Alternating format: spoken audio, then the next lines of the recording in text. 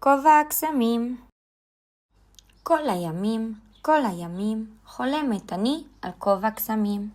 כובע קטן, מקושט נוצה, העושה כל מה שאני רוצה. אחבוש אותו ואומר, למשל, כובע, עשה שאני אגדל.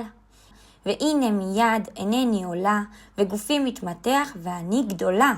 ואין כמוני בכל העולם, כי אני גדולה וגבוהה מכולם. והכל מסתכלים ביראה וכבוד, כי הרי אני גדולה עד מאוד. ואמא בערב כבר לא תאמר, לכי לישון כבר מאוחר. ואבא לא עוד יגער במילים, אל תתערבי בשיחת הגדולים. וכשאדבר יקשיבו כולם, כי אני הגדולה בכל העולם.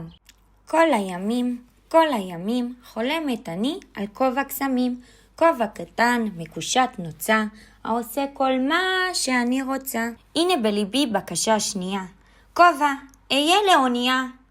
מיד הוא קופץ מראשי לים, ואני מפליגה בו בכל העולם.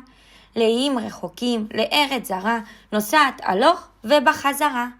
ואיש לא יבין ואיש לא ידע, כי נוסעת בים ילדה לבדה. ואם יהיה לי בים עצוב, אומר לו, כובע, הביתה שוב. ואבוא לביתי, ומכל המדינות, לכל חבריי אביא מתנות. ומסביבי ישבו חברים, ואני אספר להם סיפורים, ואיש לא יעז להגיד לי עכשיו, שובי בודה סיפורי כזב. כל הימים, חולמת אני על כובע קסמים. אבל איפה? אבל אי בזה אפשר להשיג כובע כזה?